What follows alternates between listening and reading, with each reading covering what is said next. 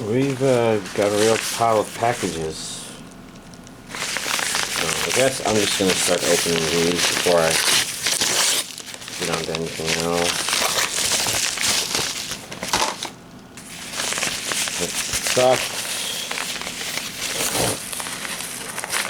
I thought there might be duplicates of that.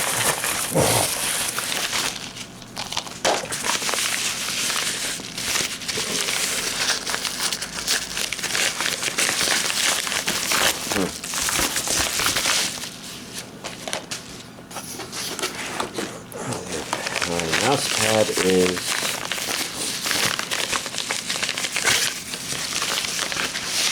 there. It is very stuck, so we're just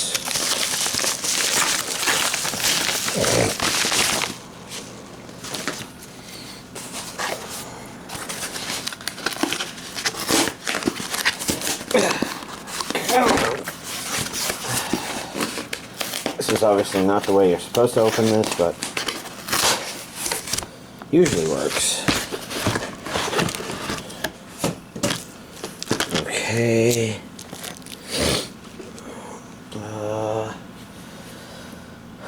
Let's see. Let's open this up. Although I'm not exactly sure how. This is my 2017 calendar.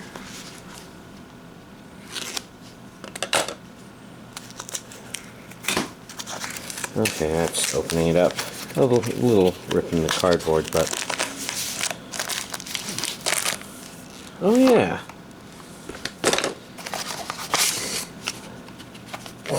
I think this looks like a receipt.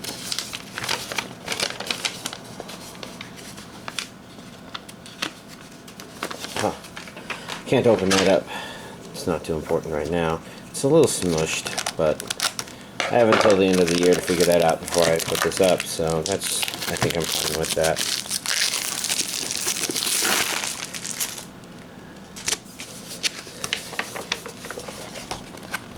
So as you can see, okay, let's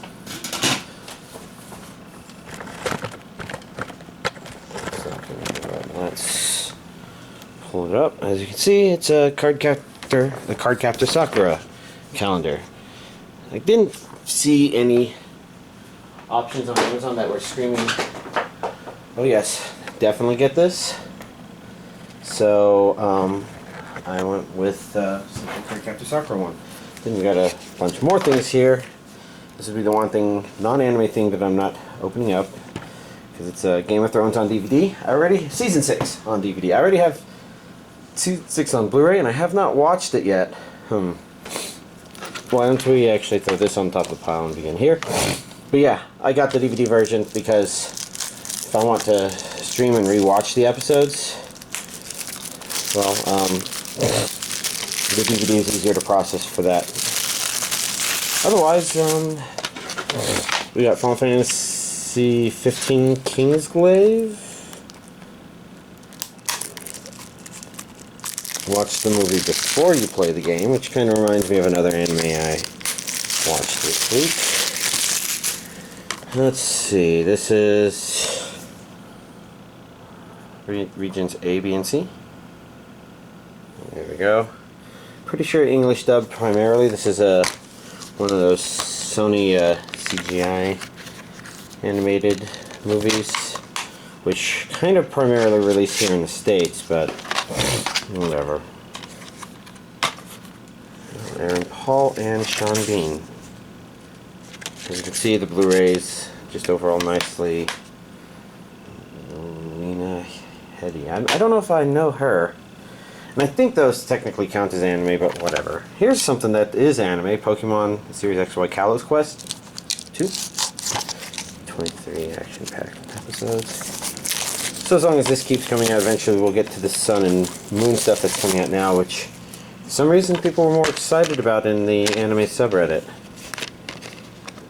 But whatever.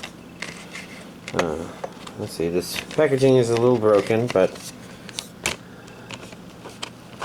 we got terrifying fairy Pokemon on the first. Second, we got whatever Greninja's second form is. TV. So let's see. Little Busters X. Complete collection, 8 episodes. Oh, I see an English dub on here. And now I think about it, I think Little Busters was dubbed. And I never finished it. It's in a pile of unwatched DVDs somewhere. Or Blu-rays. So many things unwatched. Sentai's not doing that thing anymore? Well, just the one disc on the Blu-ray version.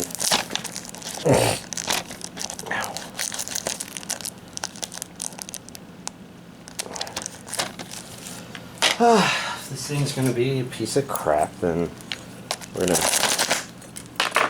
tear open the plastic. Oh, come on.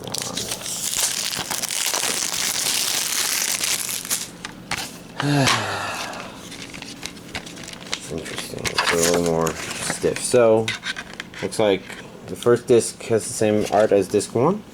Disc 2 is completely unique.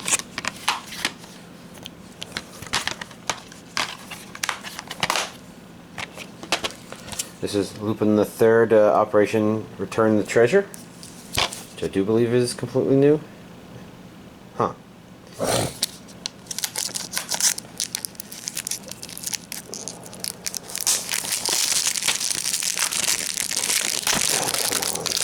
What is with DVDs being such pieces of crap tonight?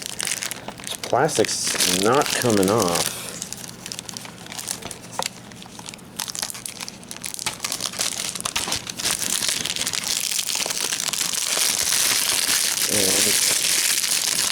And not all of it came off.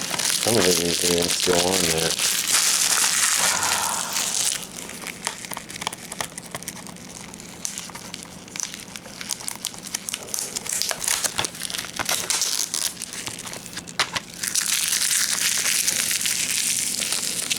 Let's see, I've seen the audio Japanese, so I think that's as expected. Huh.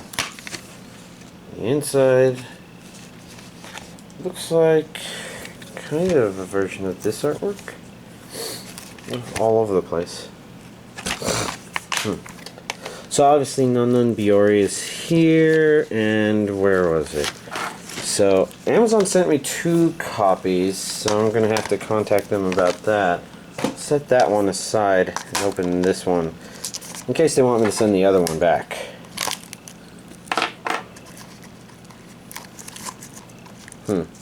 I guess I did just also receive a bunch of packaging, so I have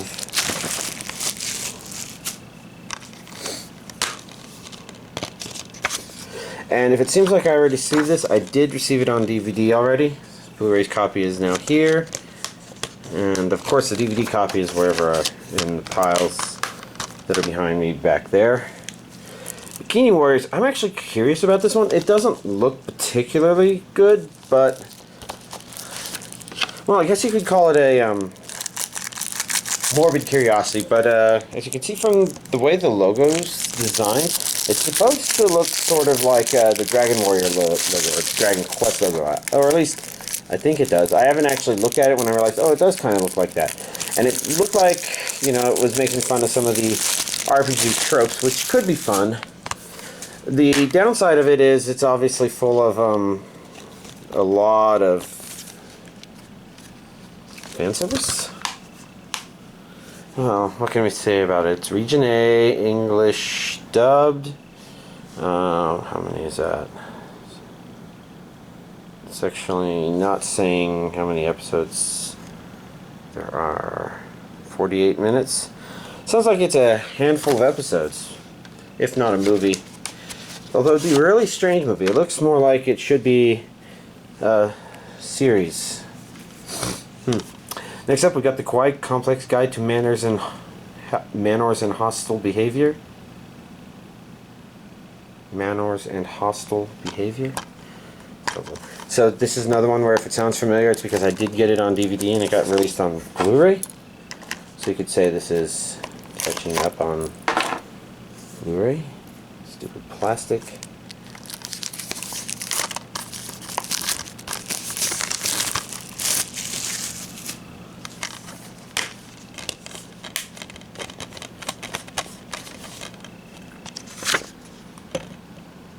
I'm not sure what to think about it, because I am curious. Region A, Japanese with English subtitles.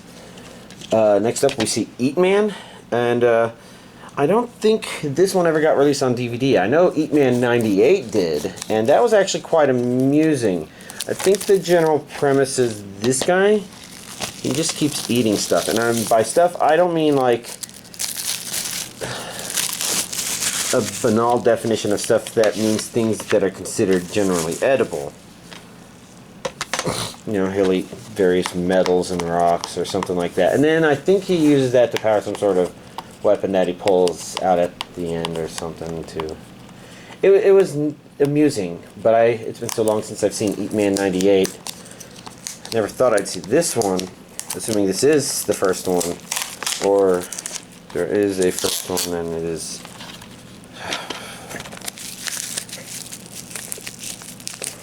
I do hate losing a little bit of my artwork like that, but oh well.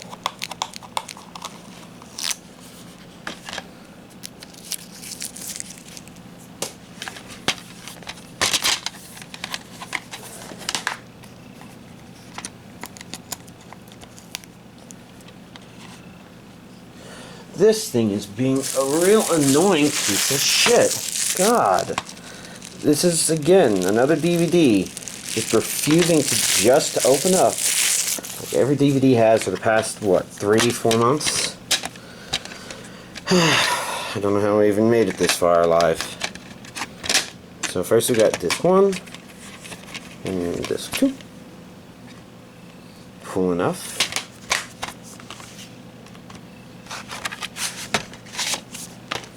Next up we've got Ninjaslayer from animation. Lol, no. I don't know what to make of this. Region A, English dubbed.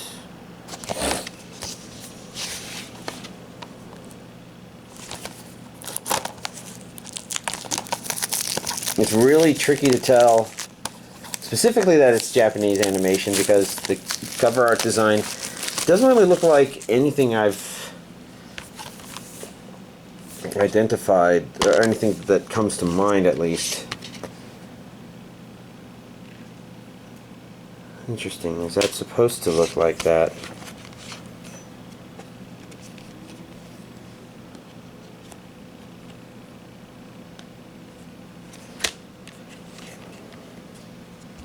I think so, but I guess I didn't read in advance that it was. It kind of reminds me of the... Yeah, you can see it's pressed at a minimum. And this does have Funimation's name on it. What does that say? One of the worst shows Funimation has ever licensed. I'm not sure what to make of that. But I think that's the legitimate disc art. It doesn't look like actual DVD minus R's, plus R's, BD dash R's, or whatever. Here we have Attack on Titan movie 2. I guess I only got this to kind of complete the movie 1 I got. I'm not sure. Throwing that aside. Next up we have Blackjack, the movie, on Blu-ray. And let's see how much this one screws me over in terms of plastic falling apart. For starters, it's already not letting me grab it and pull it off. It feels like one of the okay ones.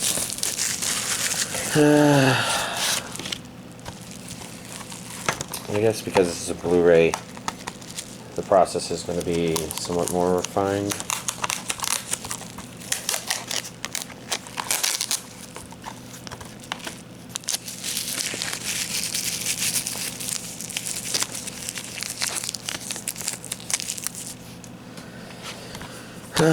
Anything to say about it? Region A. It should be English dubbed.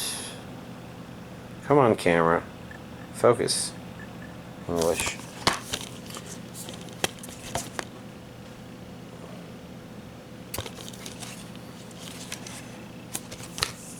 Looks like it's a reversible cover, so you can make it look like this if you wanted to. Next up, we've got Show by Rock.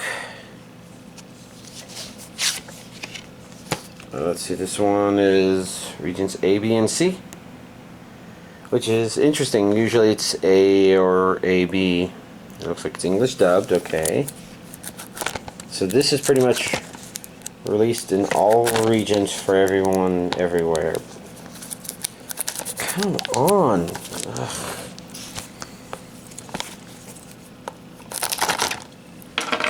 This plastic again is being a bit of a piece of crap.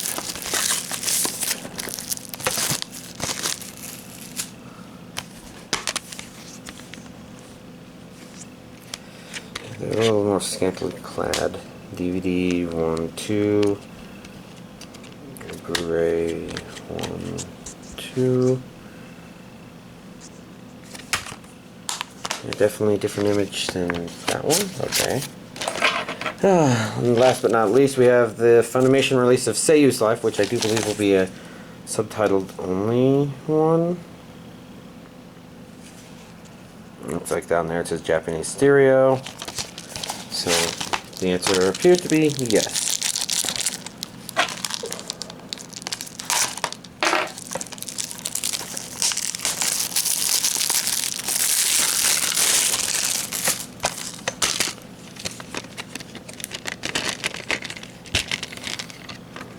It's a little unstable. So, broken there. Oh, Seiyu Life. Seiyu's Life.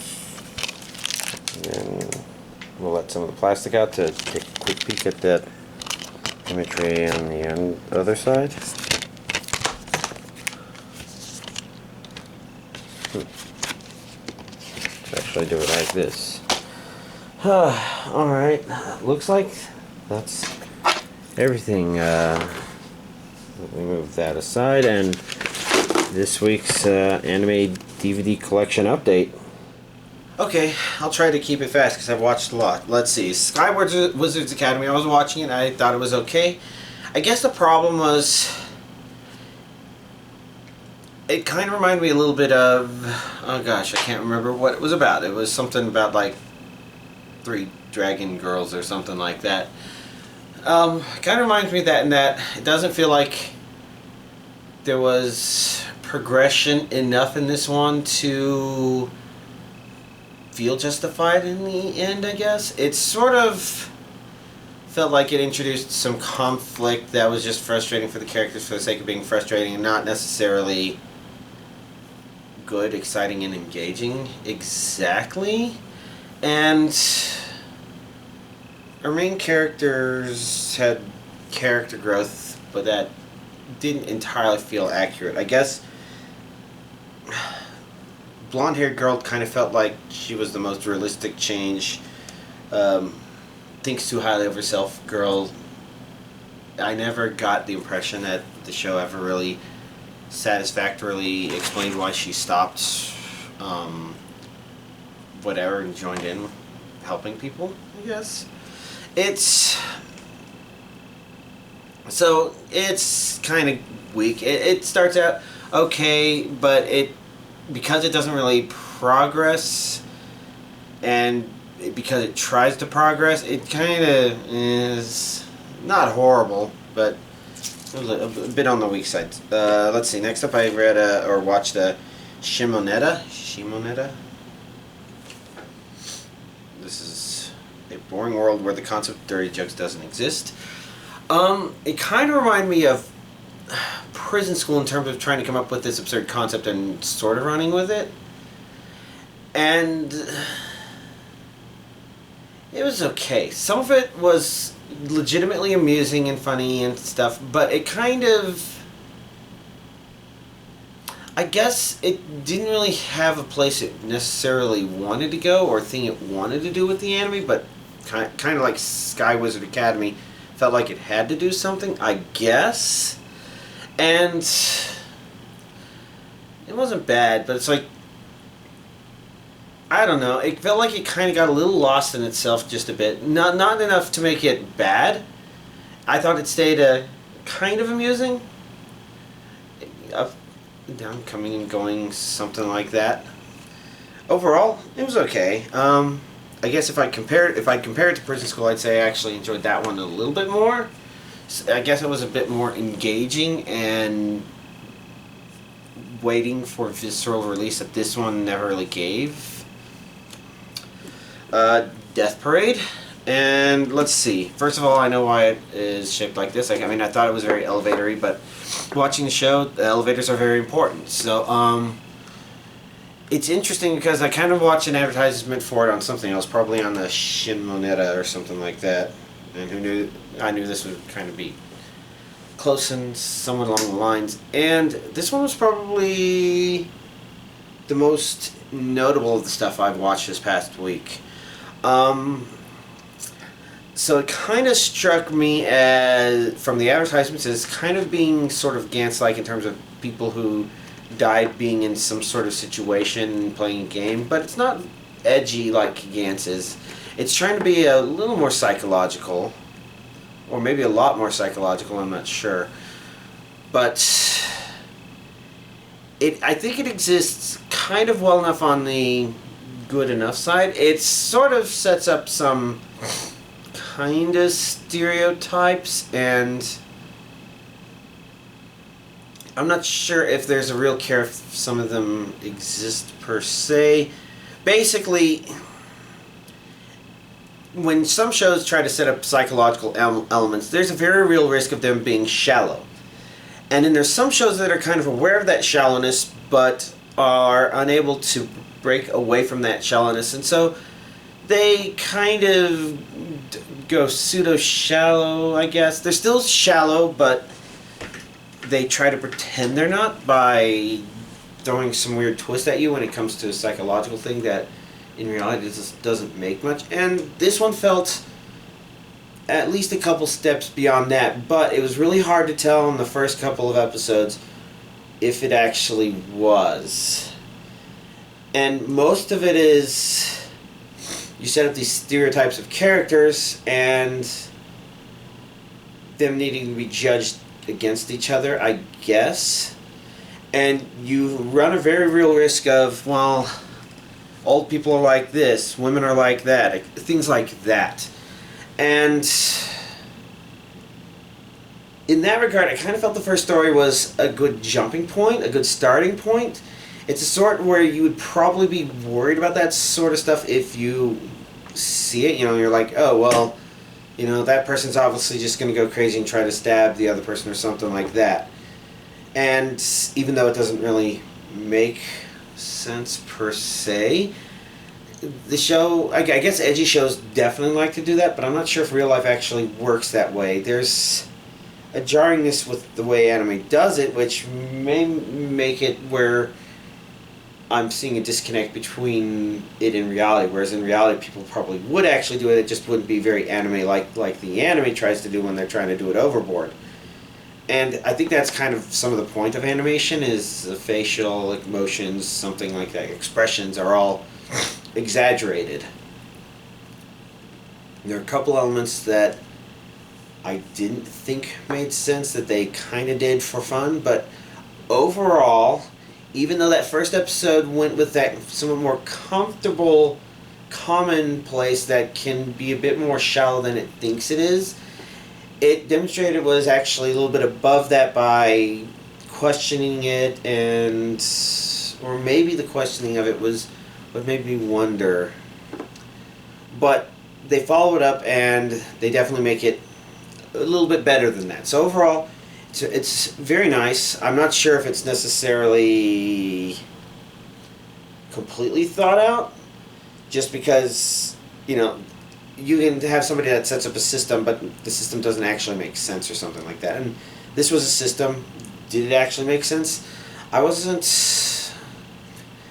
still playing Pokemon, of course, while watching it. So to that degree, I can't really say if I felt like it was completely thorough, or if, you know, it felt like there could have been a presentation of an idea, regardless of whether or not the idea makes sense. I don't know.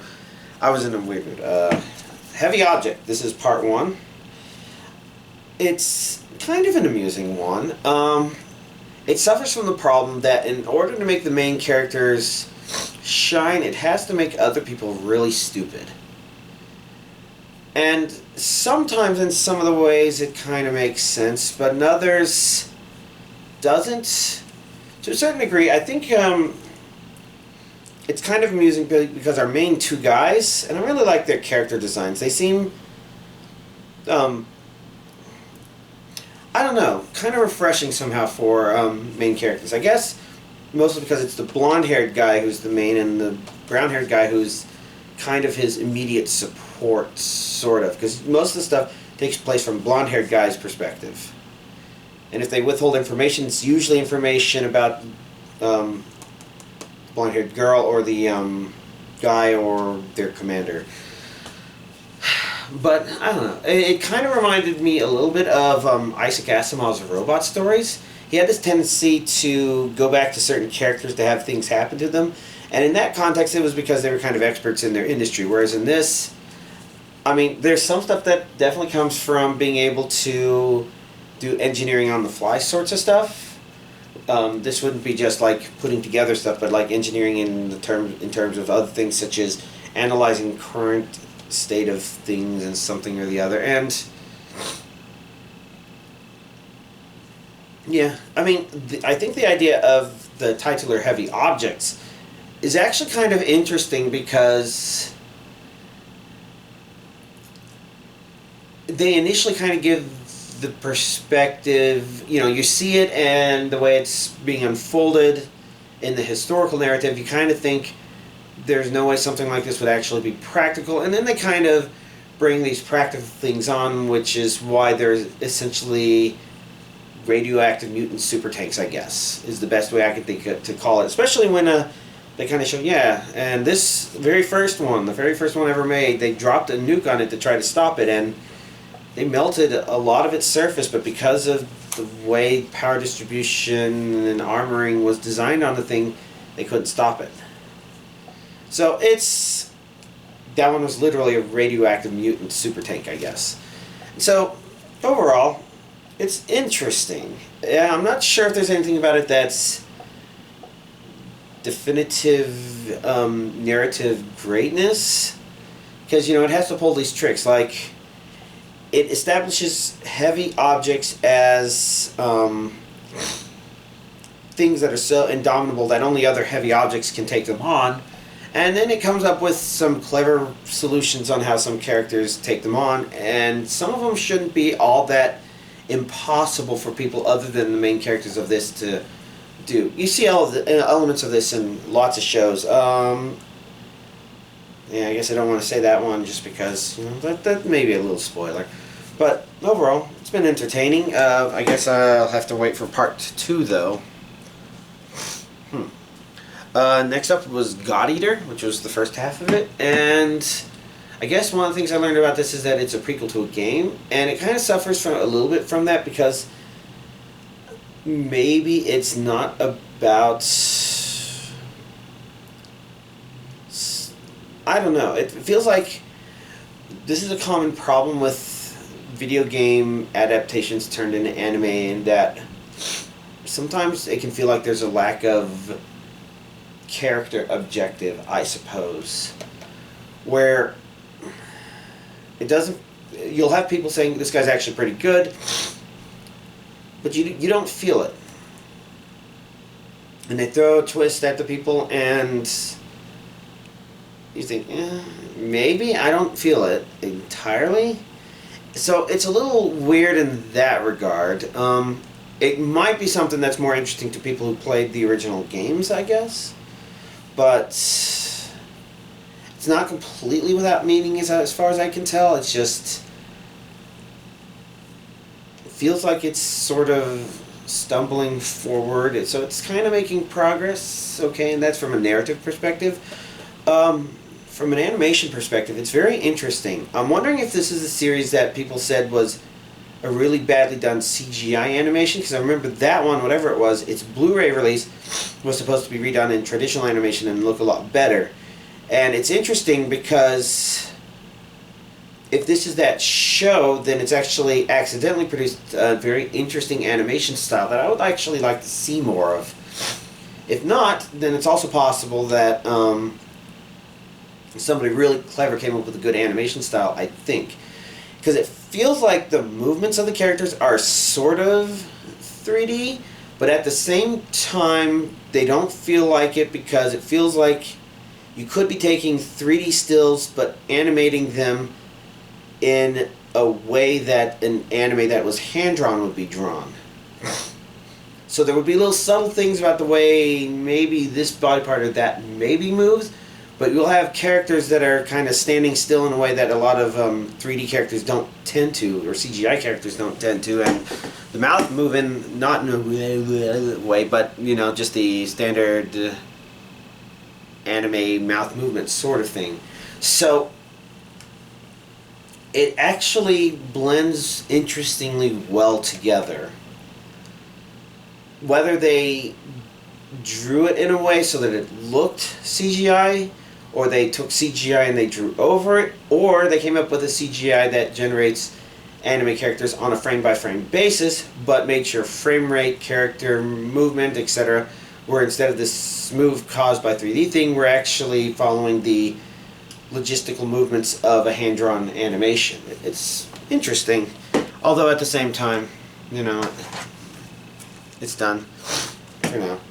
And last but not least, I watched a bit of Reccan, yeah, and it's okay.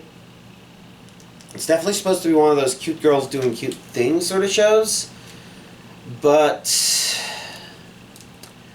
it doesn't exactly feel one-trick pony, but that kind of comes to mind because it feels like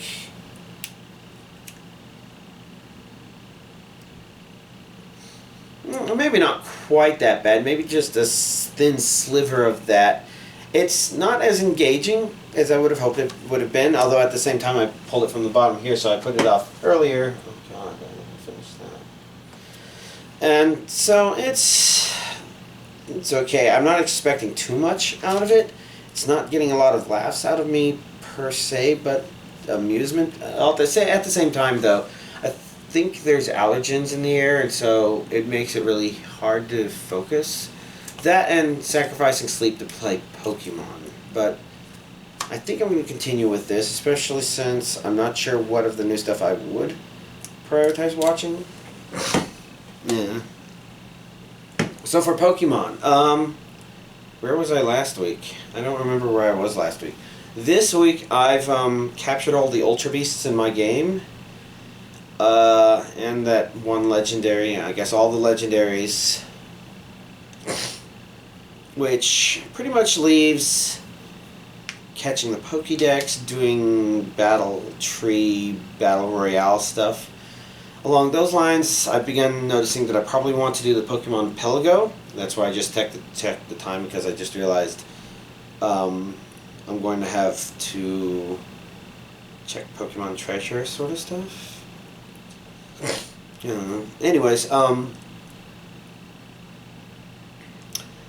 I guess what I want to do in order to start really preparing for this post-game stuff, which also gives me a chance to really complete my Pokédex, I guess, I'm aiming to...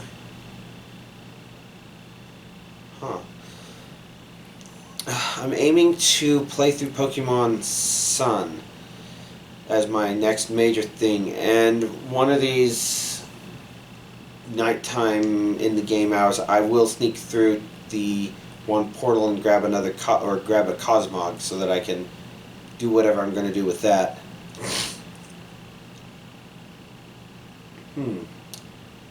But yeah, basically I want to start training up a team for Pokemon Sun. I'm going to go with my standard there of I'll have a couple Pokemon that I have Pokemon Sun select. I will have some eggs sent to there, probably also a Magby or Magbar or something like, or Magmar, to help hatch those eggs faster. And once they're hatched and they have Pokemon Sun's OT, I transfer them back into Pokemon Moon, train them up at the Elite Four until they can get through most of the main game on their own. Maybe also EV train them. I haven't decided on that one yet. Probably have enough money to do it, so I might as well, but... oh yes, and then I'll have that soon. And so in order to do that process, I need to shrink the team I use to take on the Elite Four. As is usual, starting fresh in a completely new generation without other generational help. And I think we're still isolated until a Pokemon Bank update happens of some sort, which may also require a Pokemon Sun and Moon update. I don't know. So until that happens, you know, I'm basically stuck with whatever I have in Pokemon Sun and Moon. And I'm not doing the QR code yet, although I did get that QR code event Pokemon. What I'm doing is making sure my Elite Four team is shrunk down so that I can include mostly Pokemon that need to be leveled up. I could use more Lucky Eggs, but I'm not quite sure how to get more. It doesn't look like Wild Chanseys hold them anymore. And I'm not sure if it's easy to get Wild Chanseys, because it looks like they might be SOS Pokemon. Oh well, I'll figure that one out. But, so basically, in order to shrink my Elite Four team, I'm trying to come up with hypotheses on how to handle some of the more major pain points while still keeping enough variety to deal with this generation's twists, I guess. If you've played it, you'll know what I mean. If you don't, it's actually another one of the interesting things about Generation 7. So, to that end, my hypothesis right now has been I want a Pokemon that can definitely outspeed things and can hit really hard. And I realized, and this is what caused me to go and catch all the Ultra Beasts, that there was actually an Ultra Beast called a Ferrozma. I think Ferrom is, I don't know, some cockroachy thing that's in Pokemon Moon. It's got some very Deoxys-like stats in that it's got just everything in attack, special attack, and speed. Pretty much nothing in its defenses or HP, so it's one of the most glass cannons out there. But it has the oomph to actually take on a lot of Pokemon, even ones that's pretty neutral to. So I kind of thought that would actually be a good option, especially since once it starts killing things, it accumulates, I guess its highest stat goes up, and mine, since I put all my EV training and nature into attack, and it had perfect, or at least it appeared to have perfect attack and special attack IVs, so that was pretty cool. I guess my plan was, do that. And its attack stat goes up whenever it knocks another Pokemon out, which means that once it knocks one out, it almost always can take the next one, and then after that, even if it's not very effective, it's one-hit KOing everything. It's in its very low 90s at the moment, so it's almost to level 100. Once it's that, I think it shrinks my Pokemon Elite Four team from 5 Pokemon down to 3. Although I may hang on to a 4th one just in case. I haven't entirely decided yet. Now, again, because it's a glass cannon, it still doesn't like one of those pain points. Oh, one of the reasons I chose it is because it can learn double kick. Now, it also can learn triple kick, but the problem with triple kick is that it has a chance of missing, and I'm trying to make a stress-free version of the Elite Four, where I eliminate or reduce the chances for things to actually be problematic. Now, there's a Skarmory in there that's kind of a problem, but double kick is useful because there are like 3 and potentially more Pokemon which have the ability Sturdy. So if you create something that's just powerful enough, those Pokemon live, they still get to pull off attack. They may accidentally do some sort of stat thing to your Pokemon that just hampers your plan, gets really annoying. So what I've done about that is double kick, and that actually works for most of them right now. And I guess we'll see if once it reaches level 100 if it can actually take that Skarmory out, but it's kind of looking like no. However, it does look like that should be okay, because even if it doesn't take out the Skarmory, the big problem with the Skarmory is it keeps using spikes, and spikes hurts when you switch your Pokemon. But it can now take on all the rest of that trainer's Pokemon, even though some of them are completely resistant to all of its moves, I guess. But it doesn't matter, because by the time they send those Pokemon out, it's already got enough attack boost that it's still hitting for neutral, I guess, ×2 divided by 2. So, my thoughts on finishing it off, or from helping out from there? Well, mostly it has to do with priority moves, which Pheromosa doesn't have, and there's a couple that could be a problem, but the ones in the Elite Four are usually just fake outs, and I have to look out for fake outs and maybe an extreme speed. So, my thought on the Pokemon to assist Pheromosa is Gengar, because he's going to be immune to them, and he should bring Psychic and Dazzling Gleam, although I guess Dazzling Gleam would also be effective against fighting. So maybe I can find something else. But I think Gengar may be a win. I'm still trying to figure that one out, because that'll happen after I do Pokemon Sun. Because right now, the team is shrunk enough that Pheromosa is able to do most of the dirty work. So I should be able to level up other Pokemon pretty quickly and easily. I just have to figure it out. I don't know. I guess I was talking about that a bit longer than I intended to. Not a problem with that for me, I guess. But, I guess that's everything I was going to talk about that I can think of. Y'all, have a nice week.